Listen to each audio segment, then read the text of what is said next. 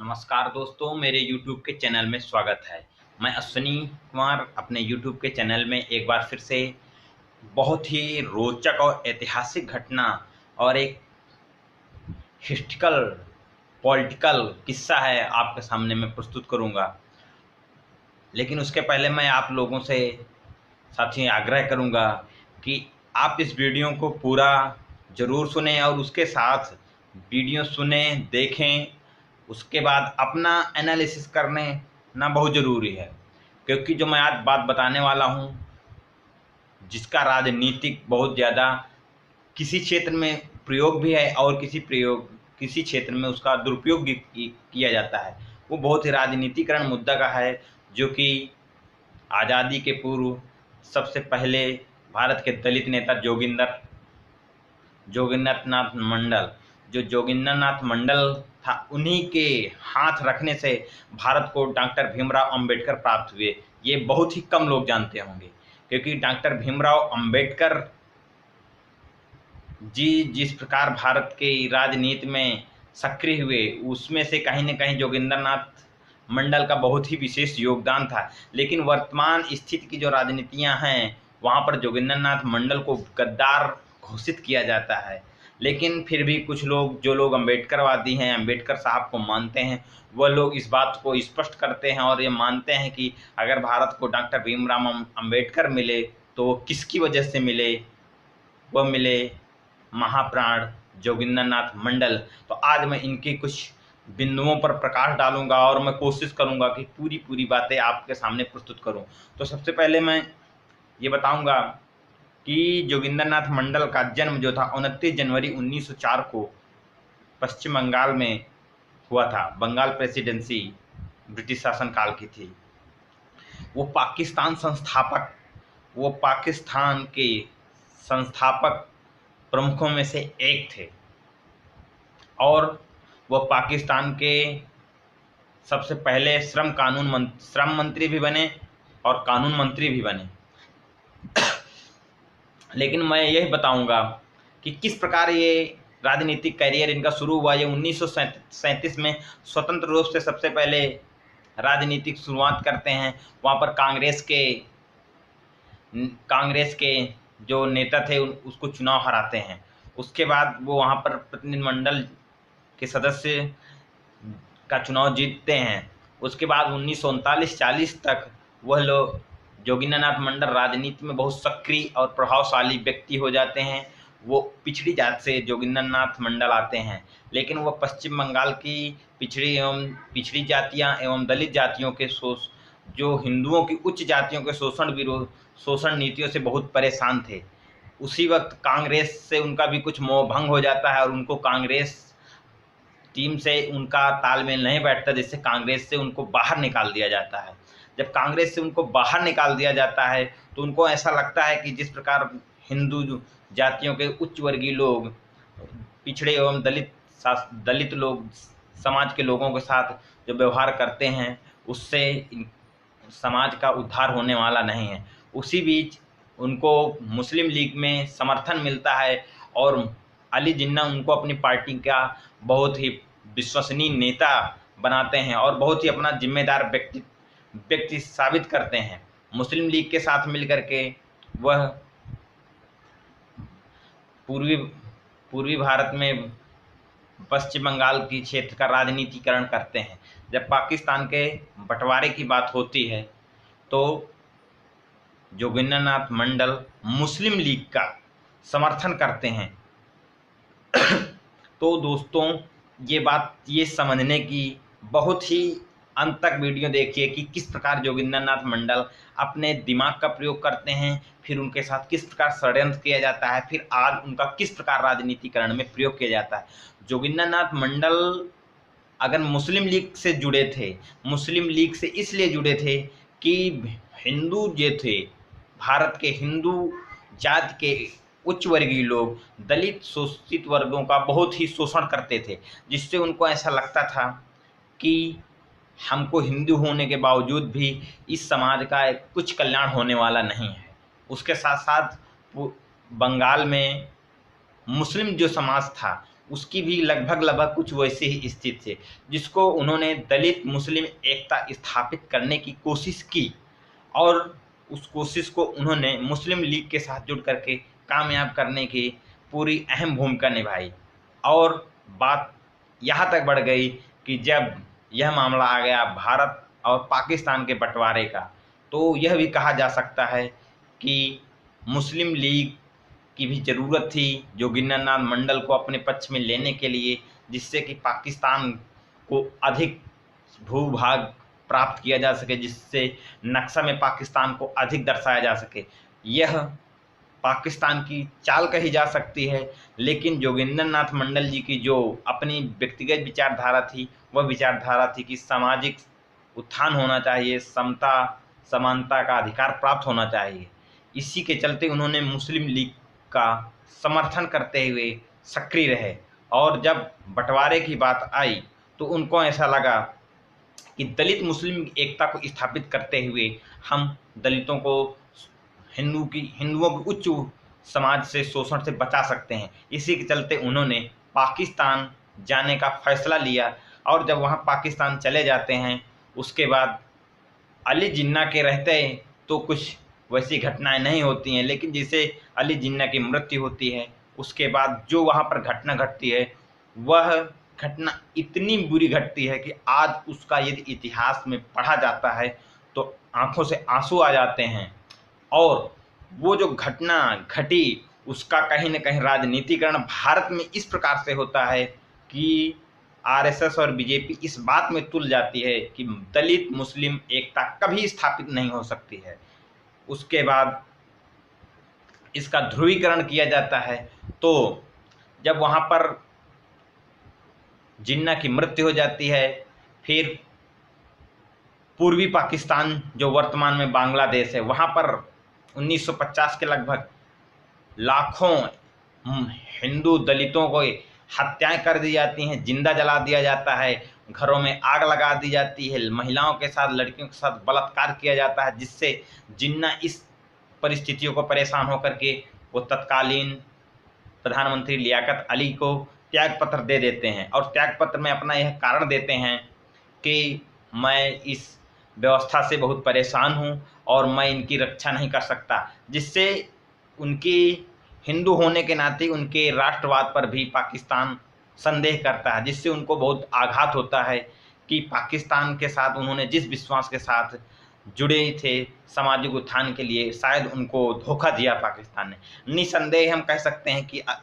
जोगिंदरनाथ मंडल ने जिस विश्वास के साथ पाकिस्तान को चुना था, उनको पाकिस्तान ने जरूर धोखा दिया, और वो भी अली जिन्ना की विचारधारा के बाद जब जिन्ना की मृत्यु हो जाती है, उसके बाद यह कहा जाता है कि वो गुमनाम जिंदगी जीते हुए भारत में शरणार्थी के रूप में मृत्यु हो जाती है। अब मैं इसके बाद एक नई बात बताऊंगा, आखिर इस घटना का इतना बड़ा उद्देश्य रहस्य क्या है, क्योंकि ये इतनी बात मैंने बताई, यह बात जोगिंदरनाथ मंडल को हिंदुओं का हत्यारा साबित करती है और देशद्रोही गद्दार साबित करती है। लेकिन इसके पहले मैंने आपको बताया था कि डॉक्टर अंबेडकर मिले हमको तो जोगिंदरनाथ मंडल की वजह से मिले, आखिर क्यों मिले। उसके पहले थोड़ा सा प्रकाश डालूंगा कि जिस प्रकार पाकिस्तान से त्याग पत्र दिया दलितों के नेता कानून मंत्री, उसी प्रकार भारत के भी दलितों के नेता कानून मंत्री डॉक्टर भीमराव अंबेडकर ने 1951 में कांग्रेस से भी इस्तीफा दिया था। तो कहीं ना कहीं यह एक बात साबित होती है कि भारत हो या पाकिस्तान हो, वहाँ दोनों ही देशों के लिए, दोनों ही देश के जो राष्ट्र प्रमुख थे, उनकी नज़र में दलित समाज का उत्थान नहीं होना चाहिए था, वो दलित के शोषण करता थे। अब दूसरी बात ये आती है कि किस प्रकार से डॉक्टर भीमराव अंबेडकर का संविधान सभा में पहुंचते हैं।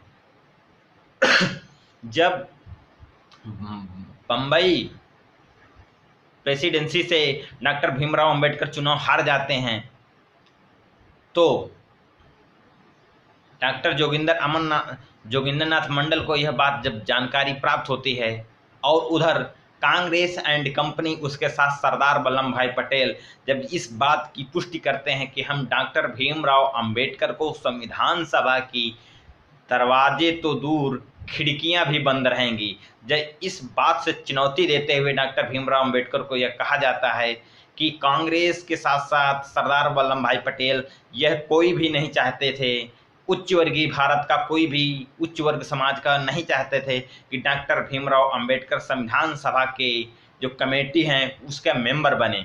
इसीलिए उनको वहां पर चुनाव हरा दिया जाता है। जब चुनाव हरा दिया जाता है तो एक रास्ता बंद हो जाता है। यह बात उस समय दलितों के नेता जोगिंदरनाथ मंडल को जब यह बात प्राप्त होती है, जानकारी प्राप्त होती है, तो यह कहा जाता है कि उम्र में, शिक्षा में बहुत ही योग्य थे डॉक्टर भीमराव अम्बेडकर, बड़े थे जोगिंदरनाथ मंडल से, लेकिन सामाजिक एकता, सामाजिक राजनीति में यह कहा जाता है कि जोगिंदरनाथ मंडल कुछ उनसे सर्वश्रेष्ठ है डॉक्टर भीमराव अम्बेडकर से। जब उनको यह बात की जानकारी प्राप्त होती है, वह डॉक्टर भीमराव अम्बेडकर के बारे में जानते हैं कि वह दलितों के उद्धारक हैं, उनको तुरंत ऑफर करते हैं कि आप बंगाल में आकर के आप चुनाव लड़िए, मैं आपको समर्थन कराऊंगा और मैं आपको भेजूंगा संविधान सभा की कमेटी में। तो जब वहां पर से डॉक्टर भीमराव अम्बेडकर चुनाव लड़ते हैं, वहां पर मुस्लिम लीग का भी समर्थन होता है। उसके साथ साथ जोगिंदरनाथ मंडल थे जो पश्चिम बंगाल क्षेत्र से, तो उन्होंने, उनका प्रभुत्व क्षेत्र था, उन्होंने डॉक्टर भीमराव अंबेडकर को चुनाव जिस क्षेत्र से जितवाते हैं, जुसैरा खुलाना क्षेत्र से चुनाव जिता करके भेजते हैं। लेकिन वह उस समय काल होता है जब भारत और पाकिस्तान के बंटवारे की बात नहीं हुई थी, यानी कि भारत और पाकिस्तान का बंटवारा नहीं हुआ था, तो डॉक्टर भीमराव अंबेडकर संविधान सभा के सदस्य बन जाते हैं। उसके बाद आज मैं ये बहुत ही इम्पॉर्टेंट बात आपके सामने प्रस्तुत कर रहा हूँ। आपको अच्छा लगे कमेंट में जरूर लिखिए, क्योंकि जितनी मैंने बात बताई जो एक षड्यंत्र है कि जोगिंदरनाथ मंडल के साथ क्या खेल खेला गया, तो जब जोगिंदरनाथ मंडल ने डॉक्टर भीमराव अंबेडकर साहब को संविधान सभा के लिए दरवाजा खोल देते हैं, तो कांग्रेस कंपनी को बहुत ही बुरा लगता है कि आखिर अंबेडकर, एक दरवाजा तो हमने बंद कर दिया तो दूसरा दरवाजा से अंबेडकर ने आ गया। तभी जब मुस्लिम लीग और तमाम हिंदू महासभा संघ की विचारधारा के चलते हुए सांप्रदायिकता बढ़ती है और संप्रदाय के हिसाब से राष्ट्र के निर्माण की बात होती है, तो भारत और पाकिस्तान बंटवारे की जब बात स्पष्ट रूप से आ जाती है, जब स्पष्ट रूप से पाकिस्तान और भारत के बंटवारे की बात होती है, तो यहाँ पर जब किन देश क्षेत्र को पाकिस्तान भेजना है, किस क्षेत्र को भारत में रखना है, उसके लिए एक मसौदा तैयार किया जाता है कि 51% से अधिक जिस क्षेत्र में 51% से जिस क्षेत्र में अधिक हिंदू आबादी वाला क्षेत्र है वह भारत के भूभाग का क्षेत्र रहेगा, और 51% से अधिक जिस क्षेत्र में मुस्लिम समुदाय है उस क्षेत्र को पाकिस्तान में भेजा जाएगा। तो दोस्तों अब ये समझ लीजिए कि इतना बड़ा षड्यंत्र था कि जो पूर्वी क्षेत्र था पश्चिम बंगाल का, तो वहां पर 51% हिंदू वाले क्षेत्र, और जिन 4 जिलों से निर्वाचित होकर के डॉक्टर भीमराव अंबेडकर को संविधान सभा में भेजा गया था, वहां पर हिंदू आबादी क्षेत्र 71% थी। 71% आबादी वाले क्षेत्र में वहां पर कुछ ऐसे क्षेत्र थे वहां पर जनमत कराने का भी प्रावधान था। तो कांग्रेस एंड कंपनी, नेहरू की इतनी बड़ी षड्यंत्र था, उनके अंदर दिमाग में एक यह भावना व्याप्त हो चुकी थी कि जोगिंदरनाथ मंडल ने यह षड्यंत्र क्यों किया, और जिन लोगों ने समर्थन किया डॉक्टर भीमराव अंबेडकर का, उसको हम निश्चित ही भारत का हिस्सा नहीं रखेंगे। यह कुछ विशेष राजनीतिक और इतिहासकार और विशेषज्ञों का मानना है जो जानकारी प्राप्त होती है। उसके बाद कुछ अपना भी ये दिमाग आइडियोलॉजी लगाई जाती है कि जब देश का बंटवारा किया जा रहा था तो वहाँ पर कुछ मसौदा तैयार किया गया था कि कुछ क्षेत्रों में जहाँ पर बराबर हिंदू और मुस्लिम बराबर बस्तियाँ थी वहाँ पर जनमत किया गया था कि आप लोग इस क्षेत्र को भारत में जोड़ना चाहते हो या पाकिस्तान में जोड़ना चाहते हो, या आप पाकिस्तान जाना चाहते हैं। कुछ ऐसे प्रावधान थे, या कुछ जनसंख्या के अनुपात में जोड़ने के लिए स्पष्ट किया गया था। लेकिन जब 71%, जहाँ पर 71% हिंदू आबादी वाला क्षेत्र था, उसको निसंदेह बगैर वहां के जनमत संग्रह के उसको पाकिस्तान के हिस्से में दे देना एक यह रहस्यमय बात होती है कि कांग्रेस कंपनी नेहरू ने की एक ये विशेष चाल रही थी कि जिसने अंबेडकर का विरोध किया और जिसने अंबेडकर का समर्थन किया हम उसका निसंदेह त्याग करते हैं। इसी के चलते अंबेडकर साहब उस विभाजित पाकिस्तान के क्षेत्र में हो गए, जिससे उन वो संविधान सभा की कमेटी में आ चुके थे। उसके बाद वो अगर हुए 296 के सदस्यों की संख्या में तो पाकिस्तान के सदस्यों की संख्या में हो गए। तो फिर एक बहुत बड़ी समस्या यह आ गई कि फिर से वो स्वतंत्र भारत के हिस्से के डॉक्टर अंबेडकर नहीं रहे, जिससे उनकी जो निर्वाचनी थी वो निरस्त हो गई। अब बात यही होती है कि एक तरह से उसी क्षेत्र में 1950 में जो क्षेत्र में अंबेडकर जीत कर गए थे वो क्षेत्र पाकिस्तान में जोड़ दिया जाता है। जब पाकिस्तान में जोड़ दिया जाता है, जब जिन्ना की मृत्यु हो जाती है, तब उसी क्षेत्र में इतना अपराध हो किया जाता है उन दलित हिंदुओं के साथ को उनको मृत्यु के घाट उतारा जाता है, उनके साथ बलात्कार किया जाता है। तो कुछ विशेषज्ञों का यह कहना है कि यह एक षड्यंत्र के तहत किया गया था और कहीं न कहीं यह कहा जा सकता है कि नेहरू और लियाकत का विशेष गुप्त समझौता रहा होगा कि जो क्षेत्र अंबेडकर का समर्थन किया उसको अप्रत्यक्ष रूप से बदला ले गया। तो अब आप लोगों का यह सो विवेक है, समझ सकते हैं कि एक पक्ष तो यह कहता है कि जोगिंदर नाथ मंडल को मुस्लिम ने धोखा दिया उनके विश्वास से, और एक यह बात कह सकते हैं कि जोगिंदर नाथ मंडल का जो फैसला था उनका यह फैसला गलत था। एक पक्ष यह कहता है कि फैसला उनका इस हिसाब से सही था कि वह इस उम्मीद से जुड़े थे पाकिस्तान के साथ कि शायद उच्च वर्गीय हिंदुओं से ज़्यादा अच्छा सम्मान मुस्लिमों से प्राप्त हो सके दलितों का, लेकिन ऐसा नहीं हुआ। लेकिन उसके बाद मैं एक और बात बताऊंगा कि बहुत सारे लोग यह सोचते हैं कि अंबेडकर कैसे संविधान सभा में पहुंच गए। उसके बाद भीमराव अंबेडकर को कांग्रेस ने इतनी आसानी से संविधान सभा की सदस्यता प्रदान नहीं की। उसके बाद वह डॉक्टर भीमराव अंबेडकर ने अंग्रेजों से यह शिकायत की कि यह षड्यंत्र किया गया है, तो अंग्रेजों के दबाव से कांग्रेस ने अपने एक बम्बई प्रेसिडेंसी के सदस्य से इस्तीफा लेकर के फिर अंबेडकर को वहां से चुनाव जिताकर संविधान सभा में भेजा जाता है। यह एक इतना बड़ा षड्यंत्र है डॉक्टर भीमराव अंबेडकर का। तो मैं अपने इस वीडियो से अपने देशवासियों को यह सबसे पहले बताना चाहूँगा कि जो लोग जोगिंदर नाथ मंडल पर ये सवाल उठाते हैं कि उन्होंने इस्तीफा देकर भारत आए, तो मैं यह भी बताना चाहूँगा कि डॉक्टर भीमराव अंबेडकर भी उसी के चलते अपने मंत्रिमंडल से इस्तीफा दिया था। तो भारत की सरकार जो वर्तमान सरकार थी और पाकिस्तान की वर्तमान सरकार थी वो निश्चित यह कहा जा सकता है कि पिछड़े एवं दलित वर्ग के लोगों के लिए नहीं थी। तो ये एक षड्यंत्र है के तहत इतना बड़ा बंटवारा करके कुछ क्षेत्र को भेजा गया। जो हिंदू बाहुल्य क्षेत्र था वो पूर्वी पाकिस्तान के रूप में जोड़ा गया था, जिसका दुष्परिणाम भी जोगिंदर नाथ मंडल के सामने या मिला। लेकिन आज उसी का आरएसएस और बीजेपी गुणगान करती है, दो उनको गद्दार बोलते हैं। लेकिन एक शब्दों में मैं ये जरूर कहना चाहूँगा कि अगर पाकिस्तान का बंटवारा ना हुआ होता तो शायद भारत में आरएसएस फलता फूलता नहीं और भारतीय जनता पार्टी कभी सत्ता में नहीं आती, जिस प्रकार की उसकी बयानबाजी है। लेकिन मैं अपने वीडियो में अपने बहुत बड़ा वीडियो मैंने समय दिया। जो लोग वीडियो को देख रहे हैं देखेंगे मेरे साथी, मैं उनका बहुत बहुत आभार अभिनंदन करता हूं, उनका स्वागत करता हूं। और मैं अपनी अध्ययन के द्वारा यह जानकारी जो प्राप्त की कि किस प्रकार से जोगिंदर नाथ मंडल को सही करार दिया जाता है, किस प्रकार वो गलत हो सकते हैं या नहीं हो सकते हैं, तो यह जरूर कहा जा सकता है कि जोगिंदर नाथ मंडल ने जितना गलत किया उनके साथ साथ उस क्षेत्र के साथ जरूर षड्यंत्र किया गया और उनसे एक बदला लिया गया इतना कृत्य करके। और आज इसीलिए बार बार यह कही जाती है कि मुस्लिम दलित एकता स्थापित नहीं हो सकती है। इसीलिए मैं भारत के तमाम मुस्लिम लोगों से यह आग्रह करूंगा कि एक बार आप इस एकता को साबित कर दीजिए और इस इतिहास को गलत साबित कर दीजिए। क्योंकि एनआरसी का जब प्रोटेस्ट हो रहा था तो ऐसी बहुत सारी बातों का सिलसिला मीडियाबाजी में लोगों ने किया। तो दोस्तों, मेरे द्वारा दी हुई जानकारी आपको कैसी लगी मेरे कमेंट बॉक्स में लिखें। और मैं दोस्तों आपसे आग्रह करूंगा कि मर्यादित शब्दों का प्रयोग करते हुए कमेंट करें। यह मानव की सभ्यता है। धन्यवाद दोस्तों। जय भारत, जय संविधान, जय विज्ञान।